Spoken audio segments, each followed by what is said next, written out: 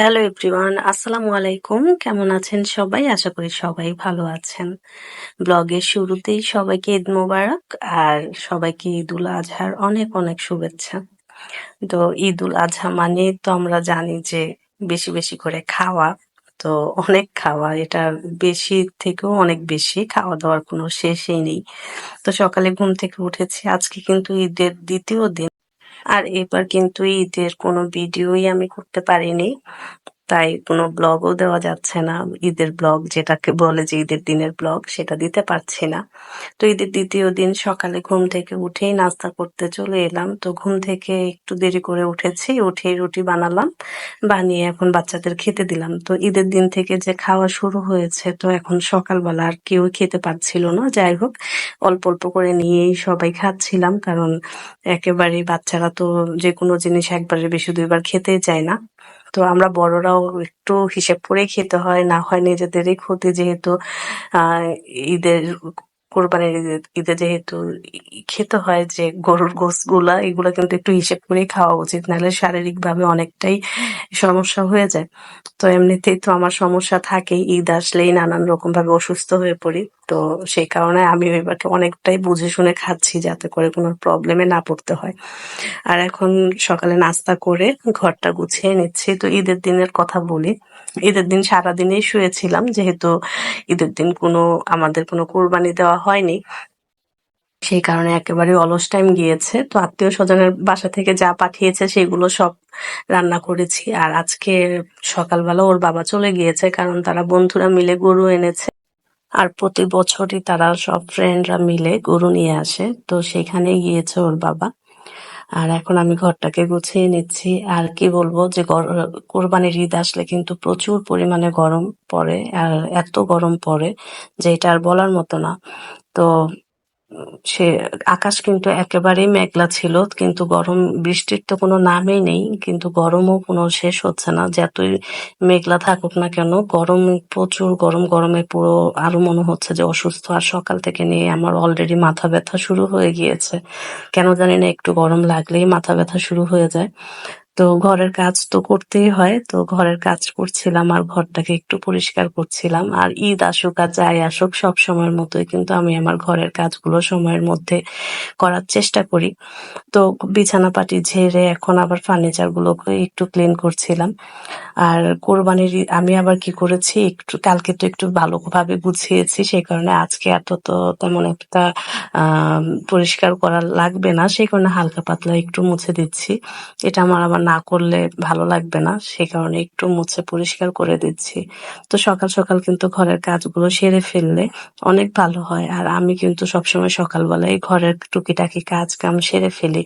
তো ঘুম থেকে উঠে অনেক সময় যদি ভালো লাগে, তাহলে আগে ঘরটা পরিষ্কার করি, তারপর গিয়ে নাস্তা তৈরি করি। আবার অনেক সময় কি করে, যদি একটু দেরি হয়ে যায়, তো আগে একটু নাস্তাটা তৈরি করে নিই, তারপরে গিয়ে ঘর গুছানোর কাজ করি।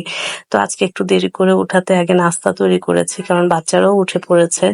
তো ঘর গুছাতে গেলে তো দেরি হয়ে যাবে ওদের নাস্তা খাওয়াতে, সেই কারণে আগে নাস্তা তৈরি করেছি, তারপরে গিয়ে ঘরটা গুছাচ্ছি।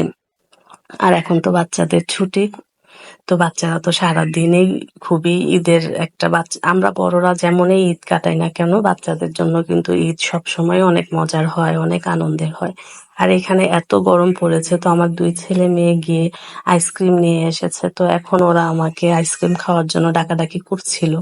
তো এখন আমার আরেকটা সমস্যা হচ্ছে যে বাচ্চারা কিন্তু আইসক্রিম খেলে পুরা ঘর একেবারেই আইসক্রিমের যে গলে গলে পড়ে, সেগুলো দিয়ে পুরো ঘর একেবারে আঠা হয়ে যায়। একে তো ঘর পরিষ্কার করছিলাম, তার উপর ওরা যদি এখন আইসক্রিম খায়, তাহলে কিন্তু আমার ঘর পুরাই নোংরা হয়ে যাবে। তো ওদেরকে আমি ছাদে পাঠিয়েছি যে যাও তোমরা ছাদে যাও, আমিও ছাদে আসছি। তো ছাদে গিয়ে তারপর ওদের সাথে আইসক্রিম খাবো। আর এই তো আমি শুধু আমার বেডরুমটা ক্লিন করতে পেরেছি, তো ওদেরকে নিয়ে ছাদে চলে এসেছি। আর ছাদে এসে আইসক্রিম খাচ্ছিলাম, যাতে আমার ঘরটা নোংরা না হয়। তো ওরা যাই করে সবকিছুই নোংরা হয়ে যায়, সেই কারণে ছাদে আইসক্রিম খেয়ে তারপর আমি ঘরে গিয়েছি। বাচ্চাদেরকেও একেবারে আইসক্রিম পুরোপুরি ভাবে শেষ করে তারপর ঘরে নিয়ে গিয়েছি। আর এত গরম পড়েছে যে একটা গাছের পাতাও নড়ছে না। তো ছাদে এসে আরো বিরক্ত লাগছিল। মনে হচ্ছে যে গরম একটা তাপ আসছে। তো যাই হোক, আইসক্রিম খাওয়াতে তারপরে একটু ঠান্ডা লাগছিল। তো গরমের ভেতর কিন্তু যেকোনো সময় আইসক্রিম অনেক মজা লাগে। তো আমি মনে, মনে আশা করছিলাম যদি একটু ঠান্ডা কিছু খেতে পারতাম। তো যাই হোক, আমার বাচ্চারাই আমাকে আজকে তাদের ঈদের সালামি দিয়ে আমাকে আইসক্রিম খাওয়াচ্ছে। আর এখন আইসক্রিম খেয়ে ঘরে চলে এসেছি। এসে আবার ঘরের কাজে হাত দিয়ে দিয়েছি। তো ওর বাবা এখনো আসেনি। আর ওর বাবা আসার আগেই আমি ভাবছি ঘরের কাজগুলো সেরে ফেলবো। তো ঘরে ওর বাবা চলে আসলে কিন্তু অনেক কাজ বেড়ে যাবে। তখন আবার রান্না-বান্না বা ঘরে রান্নার কাজগুলো কিন্তু শুরু হয়ে যাবে। কারণ গরুর মাংস তো একেবারেই সেগুলোরও একটা প্রসেসিং আছে। সেগুলোও গোছগাছ করতে হবে। আর ঈদের সময় কিন্তু কোরবানির ঈদের সময় কিন্তু রান্নাঘরে অনেক কাজ থাকে। একেবারেই পুরো রান্নাঘরের অবস্থাও খারাপ হয়ে যায়।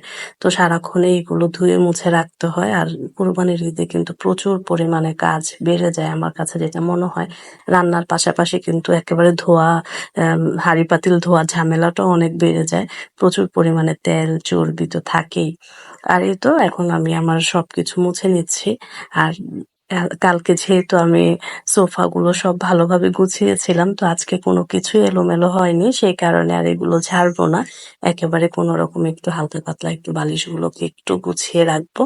বালিশগুলোও গুছানো ছিল, তারপরেও একটু আবারও একটু গুছিয়ে রাখার চেষ্টা। তো এখন একেবারে পুরোটা ঘর ঝাড়ু দিয়ে দেব। তো আমার আবার বাচ্চাদের ঘর যেহেতু অনেকটাই কিন্তু ময়লা হয় বা বাচ্চারা এটা সেটা ফেলে রাখে, তো দিনে ২-৩ বার তো ঝাড়ু দিতেই হয়। তারপরে তো আবার মোছামুছি তো আছেই।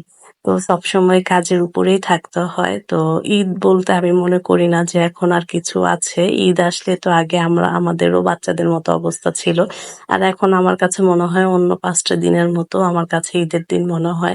কারণ ঈদে আমি তেমন একটা বেরও হই না বা আছে না যে একটু আনন্দ সেরকম কোনো কিছুই মনে হয় করার আর সুযোগ থাকে না। একেবারে সবসময়ের মতো করেই ঈদটা কাটিয়ে ফেলি। তো ওর বাবা তো ঈদের সময় ছুটি থাকে। তারপরেও আমরা পুরোপুরি বাসাতেই ঈদ কাটাই। কারণ কোথাও যাওয়া হয় না। আর এই তো ওর বাবাও চলে এসেছে। এখন তো কাজও বেড়ে গিয়েছে আর সবকিছু এখন ঢেলে তারপরে জায়গা মতো গুছিয়ে রাখার চেষ্টা। তো ওর বাবা এত কষ্ট করে এসেছে কি বলবো যে একেবারে হাঁপিয়ে গিয়েছে এগুলো নিয়ে উপরে উঠতে। তো এই তো আলহামদুলিল্লাহ এবার কোরবানির গোশত চলে এসেছে। আর এখন এগুলো সবকিছু গুছিয়ে রাখার চেষ্টা। তো ঘরের কাজ যেহেতু আগে থেকেই করে ফেলেছিলাম সেই কারণে এখন আর তেমন একটা ঝামেলা নেই। আর কালকে যেহেতু সবকিছু রান্নাও ছিল, তো আজকে দুপুরেও তেমন একটা রান্না করতে হয়নি। তো এখন শুধু এগুলোকে গুছিয়ে তো কিছু হালকা পাতলা রাত্রে রান্না করব। আর কোরবানির আনন্দ কিন্তু এইটাই যে সবকিছু সুন্দরভাবে গুছিয়ে রাখা বা আ একটু সবার সাথে ভাগাভাগি করে নেওয়া। আর এই তো আমার মেজো বোন চলে এসেছে আর ওর সাথেও গল্প করছিলাম, আবার কাজও করছিলাম। আর ঈদের সময় কিন্তু বাসায় যদি কেউ না আসে তাহলে কিন্তু একেবারেই ভালো লাগে না। তো ভাবছি যে ঈদের পরে সবাই মিলে আবার একটু আনন্দে সবাই সাথে একসাথে হবো। যেমন শ্বশুরবাড়ির সবাই আসবে। তো সবাইকে নিয়ে একসাথে আবার একটু আনন্দ করব। তো এই তো। আর আজকে সকাল থেকে যেহেতু প্রচুর পরিমাণে মাথা ব্যথা ছিল, তো এগুলো নিয়েই কিন্তু ঘরের কাজ করে আর এগুলো গুছিয়ে আবার রান্নাঘরে চলে যেতে হবে। তো রান্নাঘরেও অনেক কাজ পড়ে আছে। তো সেগুলোকেও এখন একটু গুছিয়ে রাখতে হবে। আর গরুর গোশতের সাথে যে নলিগুলো ছিল সেগুলোকে আমি আলাদা করে নিয়ে এসেছি। তো কোরবানির ঈদ আসলেই কিন্তু সবাই একটু নেহারি খেতে চায়। তো সেই কারণে এগুলোকে একটু ভালোভাবে পরিষ্কার করে নিয়ে এসেছি। তো এখন একটু ধুয়ে তারপর চুলায় বসিয়ে দেব। তো এগুলোকে ভালোভাবে না ধুলে কিন্তু একেবারেই পুরো ময়লা লেগে থাকে। তো আমি চামড়াগুলোকে আস্তে, আস্তে করে উঠিয়ে তারপরে পুরোপুরিভাবে পরিষ্কার করেছি। তো এখন ভালোভাবে ধুয়ে নিচ্ছি। তো আজকের মতো এখানেই বিদায় নিচ্ছি। দেখা হবে নতুন আরো একটি ব্লগে। ধন্যবাদ সবাইকে। ভালো থাকবেন সবাই। আল্লাহ হাফেজ।